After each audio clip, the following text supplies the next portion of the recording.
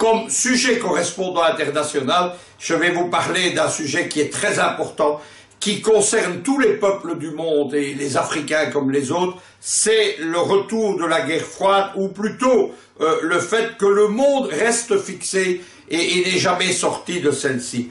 Vous savez qu'on a beaucoup parlé, en particulier dans les médias occidentaux et dans les médias russes, d'une soi-disant amitié entre Donald Trump et Vladimir Poutine, qui n'avait aucune existence concrète, la Russie fort habilement ayant simplement joué sur la candidature de Donald Trump pour déstabiliser la politique américaine.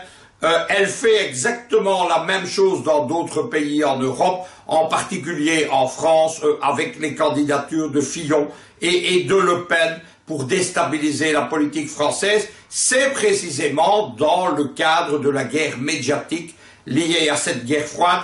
On a vu malheureusement une série d'analyses dont certains voudraient qu'elles soient géopolitiques, annoncer des tournants géopolitiques, annoncer qu'on entrait dans une nouvelle ère géopolitique et des choses pareilles. J'ai appelé ça, moi, la géopolitique de l'émotion. Ce sont des gens qui, sur un discours électoral, sur un article télécommandé dans un journal du système, prétendent tirer des enseignements géopolitiques. J'ai appelé ça la géopolitique de l'émotion. J'ai ajouté qu'elle était tout sauf de la géopolitique.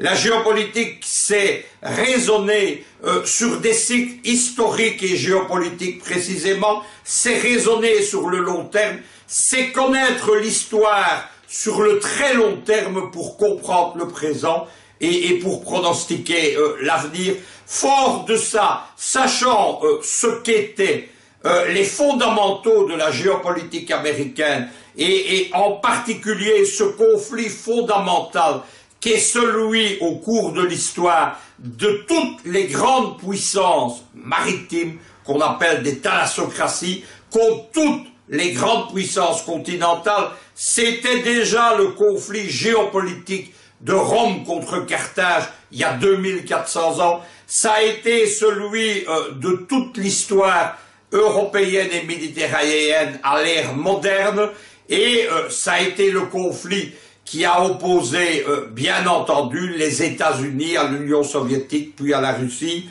Il faut relire ce livre fondamental qu'est Le Grand Échiquier de Brzezinski. Il explique bien comment la domination mondiale américaine vise précisément, pour qu'elle soit maintenue, à la fragmentation, au containment et à la destruction de la puissance continentale russe. J'ai vu, malheureusement, mes analyses bien isolées, je les ai faites dès l'élection de Donald Trump au mois de novembre, simplement en étudiant quels étaient les réseaux qu'il avait portés au pouvoir.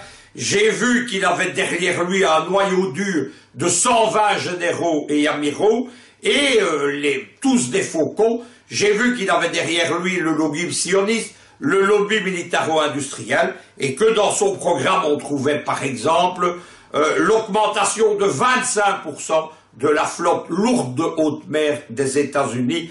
À partir de ce moment-là, il n'y avait pas toutes les billevesées qu'on a racontées sur un Donald Trump isolationniste et autres stupidités. Vous n'augmentez pas la flotte américaine de haute mer de 25% si ce n'est pas pour dominer précisément les mers de la planète.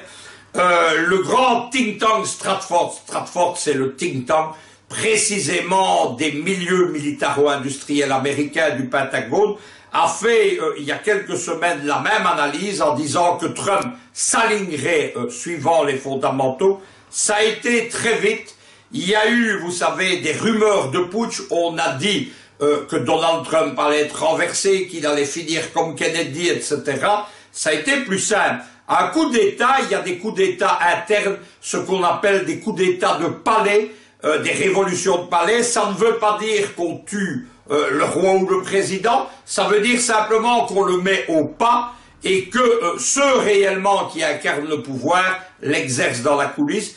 Il y a eu à une révolution de palais, à un putsch, appelez-le comme vous voulez aux États-Unis, au même moment, à la fois à l'intérieur du Parti républicain, où les milieux russophobes emmenés par le puissant sénateur républicain John McCain. John McCain, c'est le vrai patron des révolutions de couleur, c'est aussi le président de la toute-puissante commission des affaires militaires du Sénat, c'est un des patrons aussi des fameuses vitrines légales de la CIA, c'est un russophobe acharné, avec ses amis, il a conduit à un coup de force à l'intérieur du Parti républicain, il a conduit à un coup de force au Congrès, donc Sénat et Chambre réunis, et il a conduit à un coup de force avec une partie de l'entourage de Trump au sein de la présidence. Ça a conduit au départ d'un des hommes forts de la présidence qui n'a exercé ses fonctions de président du Conseil national de sécurité que 4 jours. C'est un autre des généraux, le général Flynn. Lui était réellement pro-russe. Il a été chassé, ses adjoints ont été éliminés dans l'administration et on a rappelé à Trump, c'est ça l'affaire des contacts de son entourage, soi-disant, avec l'espionnage russe, on lui a rappelé que la russophobie, que la lutte contre la Russie, c'était un des fondements du régime. Les deux hommes forts aujourd'hui, c'est le général Murdoch Chiafou Mattis, qui dirige le Pentagone, c'est Pompeo qui dirige la CIA, ce sont deux russophobes acharnés.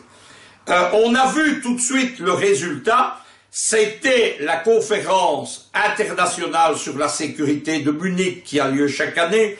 Elle est traditionnellement une arène entre la Russie, les Américains et l'OTAN.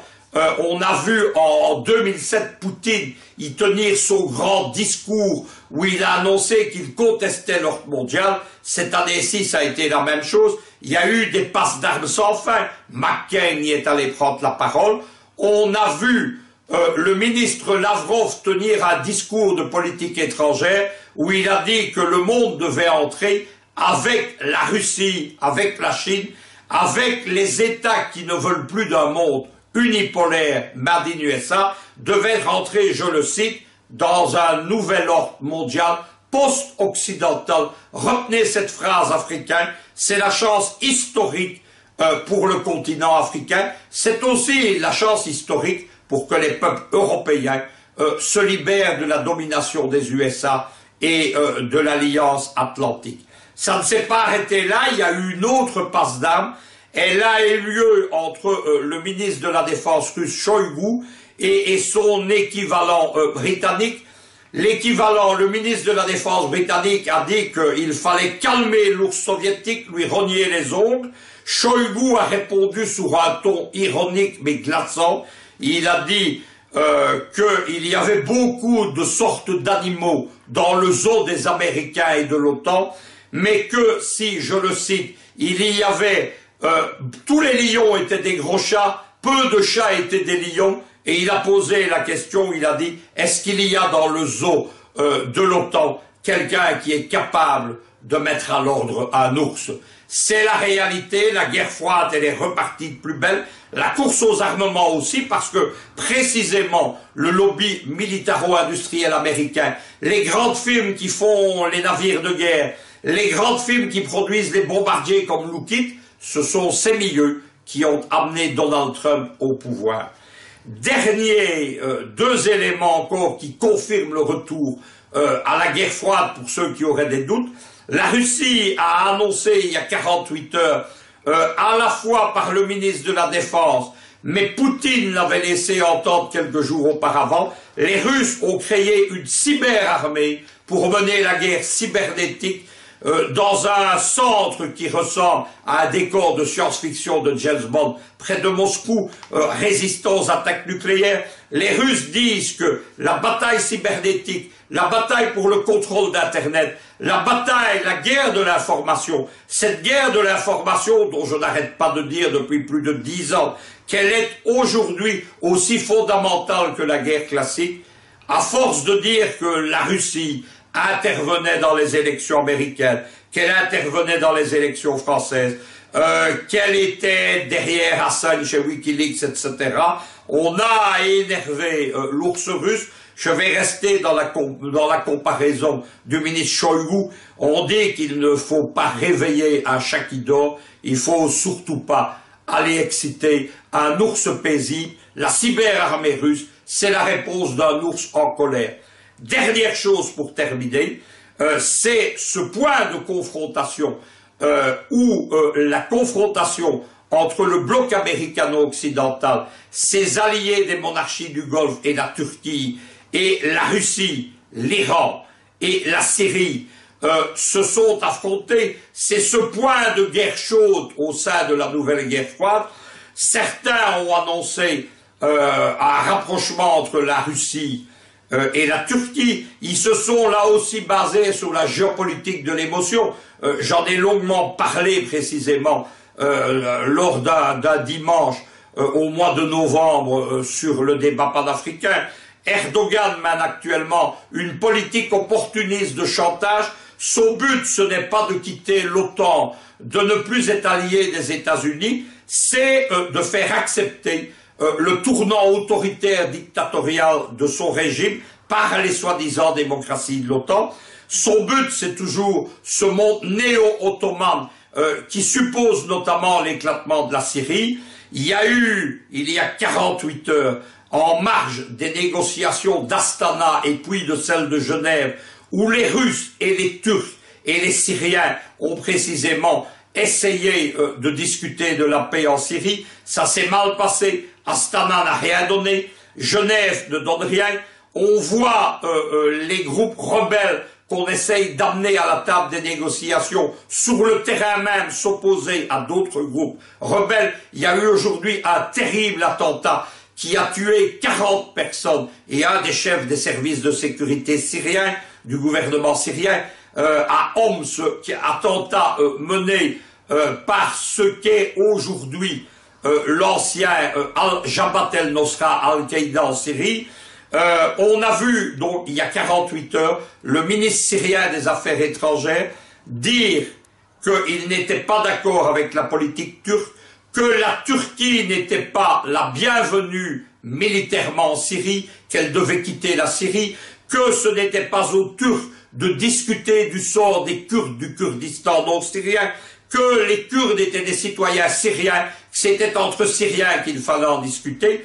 Cette sortie extrêmement violente qui a aussi glacé Moscou, elle a été soutenue par toute la presse d'État, notamment la télévision d'État francophone et anglophone Presse TV. Les Iraniens n'aiment pas la Turquie et les Syriens ont fait clairement comprendre qu'il n'y aurait pas d'accord avec Ankara. Il a dit que si les Turcs ne comprenaient pas, l'armée syrienne les ferait dégager du territoire. C'est précisément cette confrontation entre Damas et Ankara qui empêchera aussi un rapprochement entre la Turquie et la Russie. La guerre froide, elle va continuer partout dans le monde. Elle est déjà en route en Syrie. Il faut le constater. Il faut, je l'ai toujours dit, choisir son camp. Mon camp, il est simple. C'est celui des peuples libres qui veulent un monde multipolaire. Derrière Moscou, derrière Pékin, derrière Téhéran.